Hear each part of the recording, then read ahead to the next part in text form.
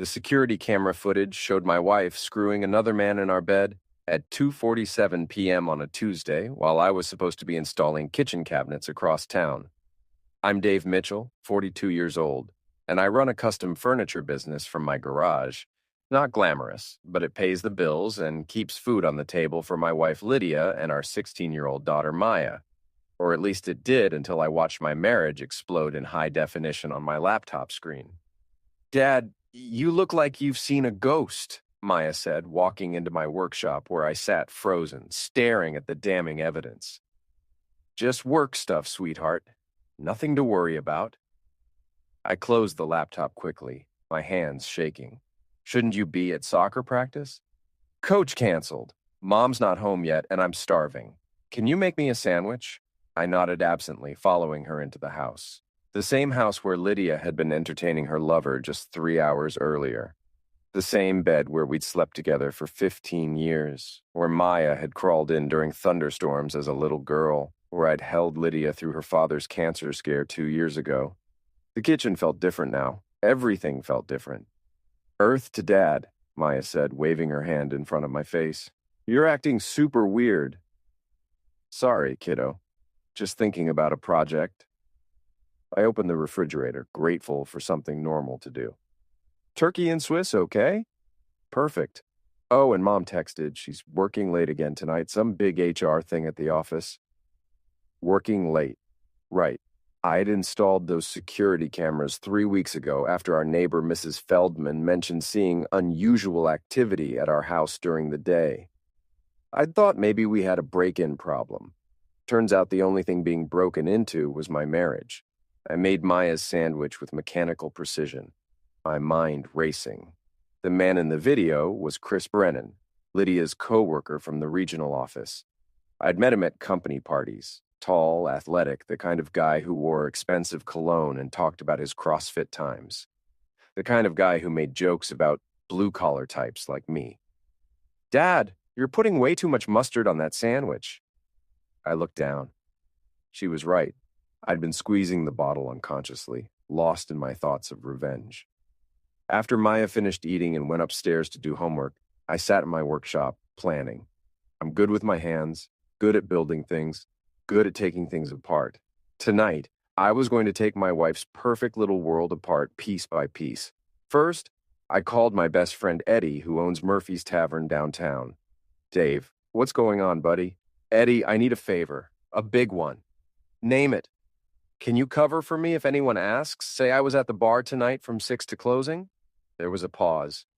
"Dave, what kind of trouble are you getting into?" "The kind where I catch my wife cheating and need an alibi for what I'm about to do next." "Jesus Christ. You sure about this?" "I've got it on video, Eddie. High definition, surround sound, the whole production." "That witch?" "Yeah, I got your back. But Dave, don't do anything stupid. Don't worry. I'm not going to hurt anyone. But I am going to make sure everyone knows exactly what kind of person Lydia really is." Next, I called Lydia's parents. Judith and Alan Hartwell lived in the old Victorian house on Maple Street, the one that had been in their family for 3 generations. They were proper people, church-going people, the kind who still believed in marriage vows and family honor. "Hello, Alan. It's Dave. I need to talk to you and Judith about something important. Can I come over tonight?" "Of course, son. Is everything all right? You sound upset." "I'll explain when I get there." "And Alan, you might want to have Judith sit down for this conversation." At 7:30, I knocked on the Hartwell's front door, laptop bag in hand. Judith answered, her silver hair perfectly styled despite the late hour. "Dave, dear, come in. Alan's in the living room. Would you like some coffee?" "No, thank you, Judith, but you should probably sit down."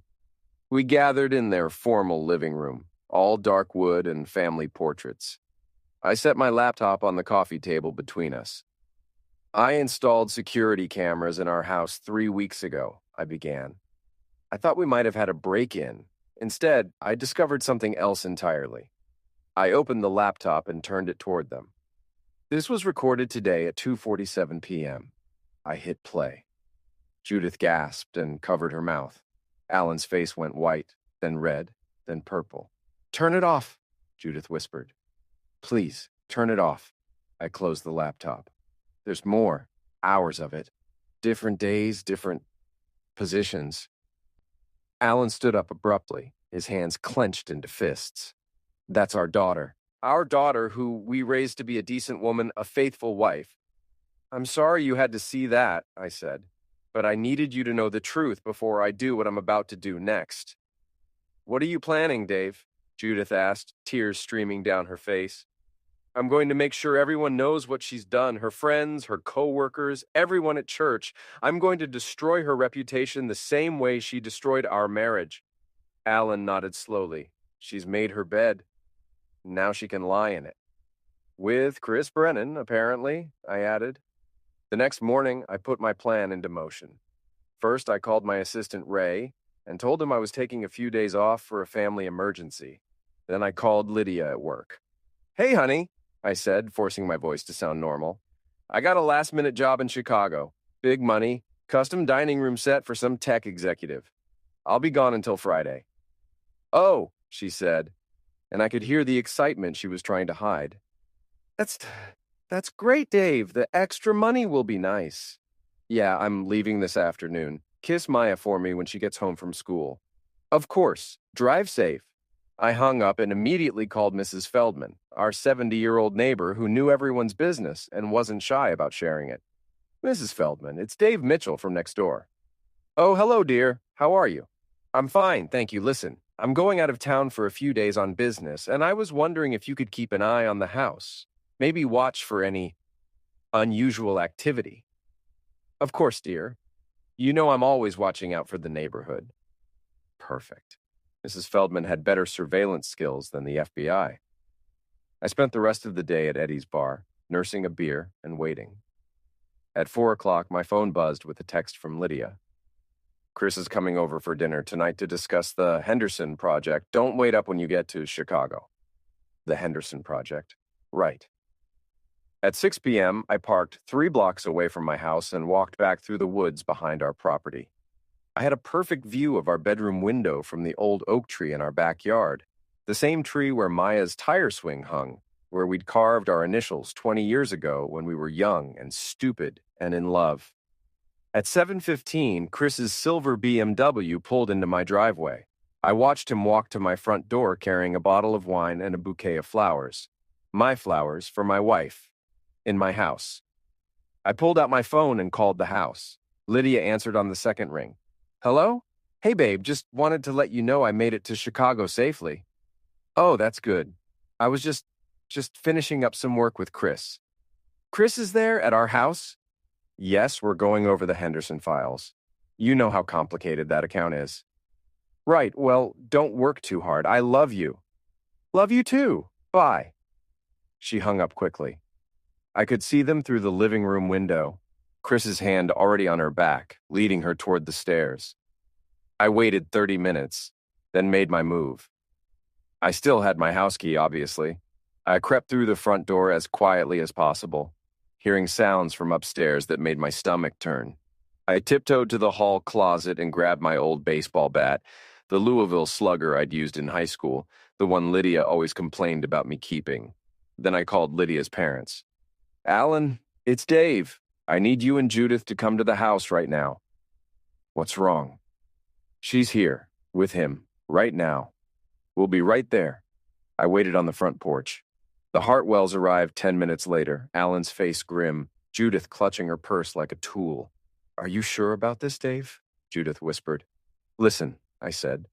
We stood there in the cool evening air, and the sounds from our bedroom window were unmistakable. Dear God, Judith breathed. I unlocked the front door. After you. We climbed the stairs together, 3 people united in righteous anger. The bedroom door was closed, but not locked. I turned the handle slowly and pushed it open. They were so absorbed in each other that they didn't notice us at first. Chris was wearing my bathrobe, my favorite robe, the one Lydia gave me for Christmas 3 years ago. Lydia was wearing nothing but the pearl necklace her grandmother had left her. Well, well, I said loudly. The Henderson Project is certainly more hands-on than I expected. Lydia screamed and grabbed for the sheet. Chris jumped up so fast he tripped over his own feet, and crashed into my dresser, sending my watch collection scattering across the floor. Dave, Lydia gasped. What are you? You're supposed to be in Chicago. Surprise, I said. I brought some guests. That's when she saw her parents standing behind me. Judith was staring at her daughter with a mixture of horror and disgust. Alan was staring at Chris with pure rage. Mom? Dad? What are you doing here? We came to see what kind of woman we raised, Alan said, his voice shaking with fury. Apparently, we failed. Chris was frantically trying to put on his pants, hopping around on one foot like an idiot. Mr. Hartwell? Mrs. Hartwell, this isn't what it looks like. It looks like you're screwing my daughter in her husband's bed while wearing his bathrobe, Alan said. What exactly should it look like? I can explain, Lydia said, clutching the sheet to her chest. Please do, I said, leaning against the door frame with my arms crossed. I'm fascinated to hear how this is all a big misunderstanding. She opened her mouth, then closed it again. What was she going to say? That she tripped and fell on Chris's Johnson? You disgust me, Judith said quietly. Both of you. In this house, in this bed where my granddaughter was conceived. That hit home. Lydia started crying, but they weren't tears of remorse. They were tears of someone who'd been caught and was feeling sorry for herself. Everyone just needs to calm down, Chris said, finally getting his pants on. We can work this out like adults. Adults? I laughed. Adults don't sneak around behind their spouse's back. Adults don't screw their coworker's wife in his own bed. Adults don't lie about working late when they're really working under my wife. Dave, please, Lydia said. Can we talk about this privately? No, I said. Privacy is what got us into this mess. From now on, everything is public. Chris tried to push past me toward the door, but I blocked his path. Where do you think you're going, champ? I'm leaving. This is between you and your wife. Oh no, you're very much part of this conversation. Sit down. I don't have to listen to this. I picked up my baseball bat from where I'd leaned it against the wall. I said, sit down. Chris sat on the edge of my bed, still wearing my robe over his hastily pulled-on pants. The irony wasn't lost on me. Here's what's going to happen, I said, addressing both of them. First, you're going to tell Lydia's parents exactly how long this has been going on. Dave, please, Lydia whispered. How long? Alan demanded. Lydia looked at the floor. 6 months. 6 months, I repeated. 6 months of working late and business dinners and team-building exercises. 6 months of lying to my face every single day. It wasn't supposed to happen, Chris said. It just developed naturally. Naturally? Judith said. There's nothing natural about adultery, young man. Mrs. Hartwell, you don't understand the pressure we're under at work. Lydia and I, we connect on a professional level that... Shut up, I said. Just shut up with your corporate buzzword BS. You wanted to screw my wife, so you did. At least have the balls to admit it. Alan stepped forward. Lydia, look at me. She raised her eyes to meet her father's gaze. Your mother and I raised you better than this. We taught you about commitment, about honor, about keeping your word. What happened to those values? I don't know, she whispered. I felt trapped. Like my life was just routine. Chris made me feel alive again. Alive, I repeated. Well, let's see how alive you feel when everyone at your office sees the security footage. Chris went pale. What security footage? I smiled. The cameras I installed 3 weeks ago. They've been recording everything. Every kiss, every touch, every time you've been in my house screwing my wife. High definition, perfect audio quality. You can't do that, Lydia said. That's illegal. Actually, it's not. It's my house, and I have every right to install security cameras. I also have every right to share that footage with whoever I choose. Dave, please, she said, tears streaming down her face now. Think about Maya. Think about our daughter. I am thinking about Maya. I'm thinking about how she deserves better than a mother who lies and cheats and brings strange men into our home. I'm not a strange man, Chris protested. I've been to your barbecues, your Christmas parties. Right. You have been to our parties. where you ate my food, drank my beer, and planned how to seduce my wife. That actually makes it worse, doesn't it? Judith was staring at her daughter with disgust. How could you do this to your family? To your marriage vows? You don't understand what it's like being married to him, Lydia said, gesturing at me. He's always working, always covered in sawdust, never wants to go anywhere or do anything exciting. So you decided to do someone exciting instead, I said. Problem solved. Alan shook his head. We're leaving. Judith, come on. Wait, I said. There's more. I pulled out my phone and opened the photo gallery. Chris, you might want to see this. I showed him a picture I'd taken of his BMW in our driveway with a clear shot of his license plate. I've been documenting everything. Dates, times, how long you stay, what you bring with you. I've got 3 weeks of evidence showing a pattern of adultery. What do you want? Chris asked. I want you to understand that your life, as you know it, is over. Your girlfriend, Jessica, is going to find out. Your coworkers are going to find out. Your CrossFit buddies are going to find out. Everyone is going to know that Chris Brennan is the kind of man who seduces married women. You bastard, he said. I'm the bastard? I'm not the one who's been screwing someone else's wife for 6 months. Lydia stood up, wrapping the sheet around herself. Fine. You want a divorce? You'll get a divorce. But I'm not going to let you destroy my life over this. Your life? I laughed. Lady, you destroyed your own life the minute you brought him into our bed. The court will see this as harassment, she said. You can't just humiliate us publicly and expect to get away with it. Actually, I can. Everything I plan to do is perfectly legal. Sharing security footage from my own home? Legal. Telling people the truth about what I witnessed? Legal. Making sure everyone knows what kind of people you really are? Completely legal. Chris stood up. I'm leaving now. Sure, I said, stepping aside. But Chris, you might want to check your car before you drive home. He pushed past me and stomped down the stairs. A minute later, we heard him screaming from the driveway. What did you do? Lydia asked. Nothing illegal, I said. But you might want to look out the window. She went to the window and gasped. I had spray-painted homewrecker across Chris's windshield in bright red letters. You can't do that. I just did, and that's just the beginning. Alan put his arm around his wife. Judith, we're going home. Lydia, don't bother calling us until you've figured out how to apologize for this disgrace. After her parents left, Lydia turned to me with fury in her eyes.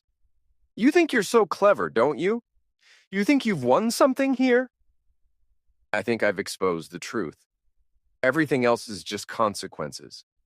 I'll destroy you in the divorce. I'll take half of everything, including your precious workshop. Good luck with that.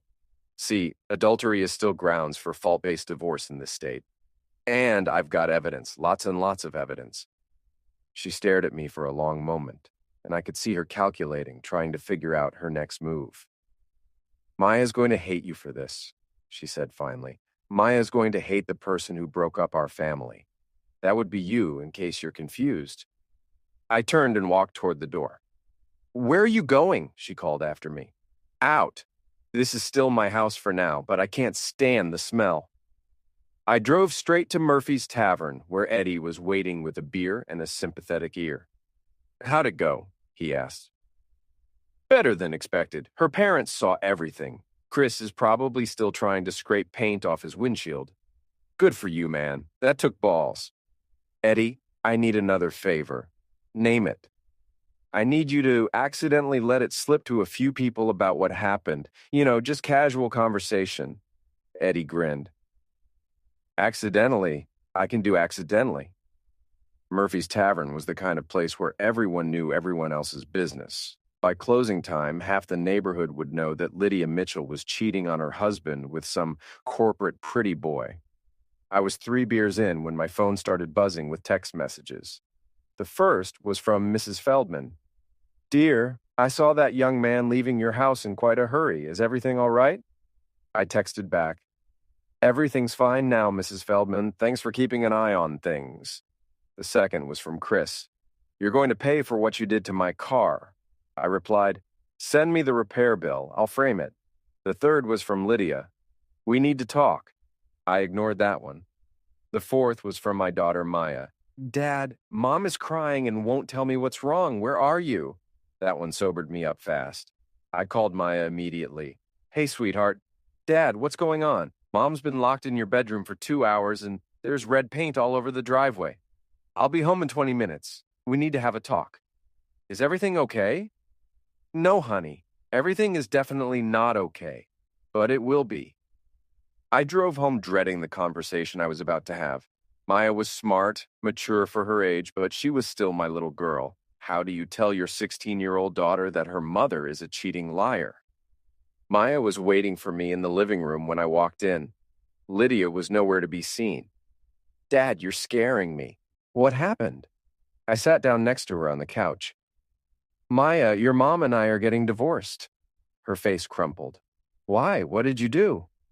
I didn't do anything, sweetheart. Your mother has been seeing another man. What do you mean, seeing another man? I mean, she's been having an affair for 6 months.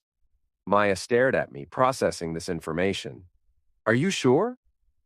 I have video evidence. Oh my God! She put her head in her hands. Who is it? Someone from her work. It doesn't matter who. It does matter. I want to know who destroyed our family. I sighed. His name is Chris Brennan. You've met him at company parties. The guy with the fancy car? The one who always talks about his workout routine? That's him. Maya was quiet for a long time. Then she said, I hate her. Don't say that. She's still your mother. She's a liar and a cheater. How could she do this to us? I don't know, honey. People make bad choices sometimes. Bad choices? Dad, this isn't a bad choice. This is evil. Before I could respond, Lydia appeared at the top of the stairs. Maya, can we talk? No, Maya said firmly. I don't want to talk to you. Please, sweetheart. Let me explain. Explain what? How you've been lying to us for 6 months? How you brought your boyfriend into our house? Lydia came down the stairs slowly. It's complicated, Maya. You don't understand adult relationships. I understand cheating, Maya shot back. I understand lying. I understand that you destroyed our family because you were bored. That's not fair. Fair?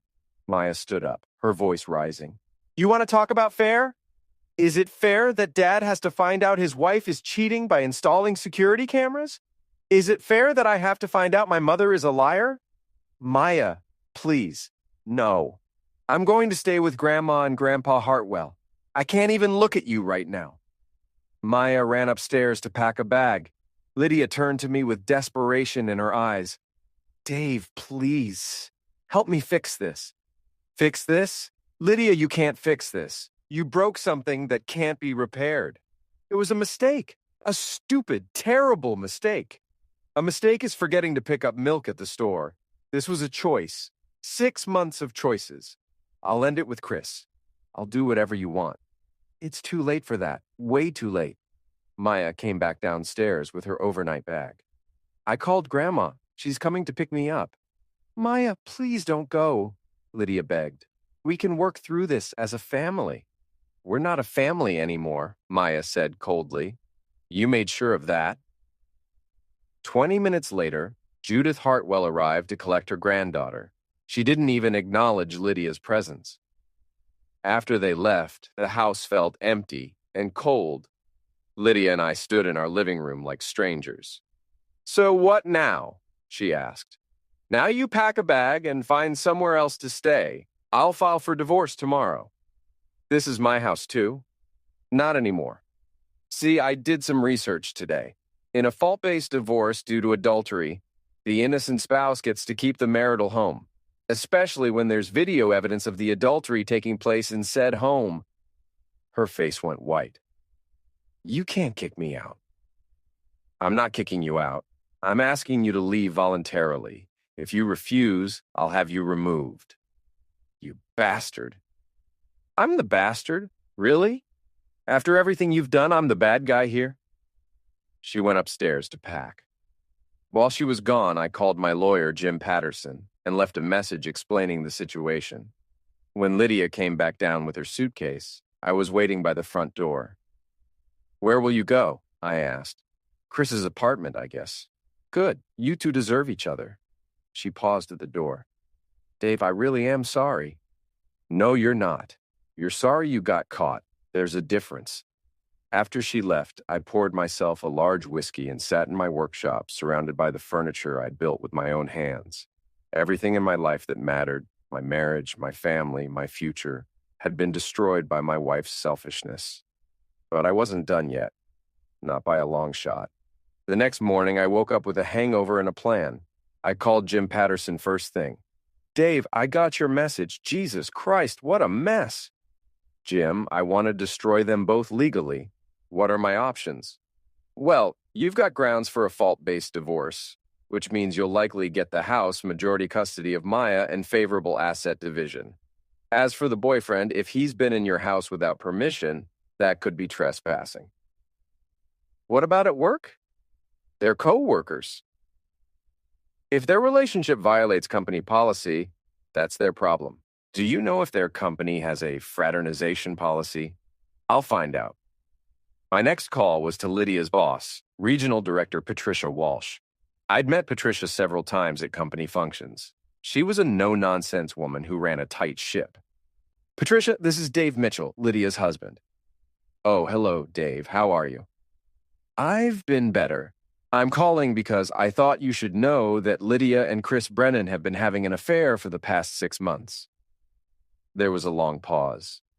That's a very serious accusation, Dave. I have video evidence, security footage from my home showing them together on multiple occasions during work hours. I see. Can you send me that evidence? I'll email it to you this afternoon. Dave, I have to ask. Are you sure you want to go down this road? Once I receive that evidence, I'll have to take action. Patricia, they've been using company time and resources to conduct their affair. Chris has been at my house during work hours. They've been lying to their colleagues about their relationship. Yes, I'm sure I want you to see the evidence. I understand. Send me what you have. After I hung up, I spent 2 hours editing the security footage into a comprehensive presentation. I included timestamps showing Chris's car in my driveway during work hours, audio of him and Lydia discussing work matters while in bed together, and clear shots of both their faces so there could be no doubt about their identities. I sent the file to Patricia with a detailed timeline and a list of dates when the affair had taken place during business hours. Then I called Mrs. Feldman. Mrs. Feldman, it's Dave Mitchell. Oh, hello, dear. How are you holding up? I'm managing. Mrs. Feldman, I wanted to thank you for keeping an eye on the house. Your vigilance helped me discover that my wife was having an affair. Oh my goodness, I knew something was going on. That silver car was there so often during the day. Yes, well, I just wanted you to know in case anyone asks. Lydia and I are getting divorced. Of course, dear. Is there anything I can do to help? Actually, if anyone asks about what you saw, please feel free to tell them the truth. Mrs. Feldman was better than a newspaper for spreading information. By evening, everyone in the neighborhood would know about Lydia's affair. My phone rang around noon. It was Chris. You son of a witch, he said without preamble. Good morning to you too, Chris. Patricia Walsh just called me into her office. She's seen your little video presentation. How'd that go? We're both suspended pending investigation. If they find evidence of misconduct, we could be fired. Gee, that's terrible. Maybe you should have thought about that before you decided to screw married women during work hours. You're destroying our careers over a personal matter. Personal matter? Chris, you made it a professional matter when you started using company time to conduct your affair. You made it my business when you started doing it in my house. Lydia's devastated. Good. She should be devastated. She should be ashamed and humiliated and sorry for what she's done. We never meant for this to happen. Bees, you meant for every bit of it to happen. You just didn't mean to get caught. He hung up on me. An hour later, Lydia called. Dave, please, you have to call Patricia Walsh and tell her you made a mistake. I didn't make a mistake. You did. They're going to fire us both. Is that what you want? For me to lose my job? Lydia, I don't care what happens to your job. I don't care what happens to Chris's job. I care about the fact that you destroyed our marriage and humiliated our daughter. I'll do anything. I'll go to counseling. I'll cut off all contact with Chris. It's too late. It's not too late. We can fix this. No, we can't. And even if we could, I wouldn't want to. You showed me who you really are, Lydia. You're not the woman I married. You're not the woman I want to spend the rest of my life with. She was crying now. Please, Dave, I love you. No, you don't. If you loved me, you wouldn't have done this. I hung up and turned off my phone. That evening, Maya called me from her grandparents' house. Dad, Mom came over here crying and begging Grandma and Grandpa to talk to you. What did they say? Grandpa told her she made her bed and now she has to lie in it. Grandma wouldn't even let her in the house. How are you doing, sweetheart? I'm angry, I'm sad, but I'm proud of you for standing up for yourself. Thanks, kiddo. That means a lot. Dad? Are you going to be okay? Yeah, Maya, I'm going to be fine. We both are. 2 days later, Jim Patterson called with an update. Dave, I've got good news and bad news. Give me the bad news first. Lydia's hired a lawyer. She's going to fight the divorce. And the good news? Her lawyer is an idiot. He's trying to claim that your security cameras were installed illegally and that the footage is inadmissible. Is he right? Not even close. You have every right to install security cameras in your own home. The footage is absolutely admissible and it's damning. What about the work situation? I heard through the grapevine that both Lydia and Chris were terminated yesterday for violating company policy. I felt a surge of satisfaction. Really? Really? Apparently your video presentation was very thorough. Their company has a strict policy against fraternization between employees, and conducting personal relationships during work hours is grounds for immediate termination. So they're both unemployed. Both unemployed, both facing a messy divorce proceeding, and both dealing with the social consequences of their actions. Good. The final piece of my revenge came together the following weekend. Eddie called me Saturday morning. Dave, you need to get down to the bar, now. Why? What's happening? Chris is here. He's drunk out of his mind and running his mouth about you. I was there in 10 minutes. Chris was at the bar, 3 sheets to the wind, telling anyone who would listen that I was a psychotic control freak who had ruined his life over nothing. Nothing? I said, walking up behind him. You call 6 months of screwing my wife nothing? He turned around, swaying slightly. Dave, there's the man of the hour. Chris, you're drunk. Go home. I don't have a home anymore. Thanks to you, I can't afford my apartment. Thanks to you, I don't have a job. Thanks to you, my girlfriend left me. Thanks to me? Chris, I didn't make you cheat. I didn't make you lie. I didn't make you destroy 2 families. That was all you. You set us up. You knew we were coming over that night. I knew because you've been coming over for 6 months. I knew because you're both terrible liars. The bar had gone quiet. Everyone was watching our confrontation. You want to know the truth? Chris said loudly. Your wife came to me. She said you were boring in bed, boring in life, boring in every way that matters. That was it. I grabbed Chris by his shirt and slammed him against the bar. You want to talk about boring? Let's talk about how you're a 34-year-old man who peaked in high school. Let's talk about how you have to seduce married women because no single woman will put up with your BS for more than a month. Get your hands off me. Let's talk about how you're unemployed, homeless, and universally despised by everyone who knows what you did. I released him and stepped back. You're pathetic, Chris. You were pathetic when you were sneaking around with my wife, and you're pathetic now. He took a swing at me. I ducked easily and watched him stumble past me, crashing into a table. Eddie, call him a cab, I said. He's done here. As Chris was dragged out of the bar, still mumbling threats and insults, I realized that my revenge was complete. Lydia had lost her job, her family, her reputation, and her future. Chris had lost everything, too. Their affair had cost them more than they could have possibly imagined. I walked out of Murphy's Tavern into the cool night air, feeling lighter than I had in months. Tomorrow, I would start rebuilding my life. Tonight, I was finally free. Maya moved back home the following week. We ordered pizza and watched movies, just the two of us, like we used to when she was little. Dad, she said during a commercial break. Yeah? I'm glad you fought back. I'm glad you didn't just let them get away with it. Me too, kiddo. Me too. 6 months later, the divorce was final. I got the house, majority custody of Maya, and most of our assets. Lydia got a small settlement and weekend visitation rights. She moved to another state with what was left of her savings. Chris moved back in with his parents. I kept the security cameras.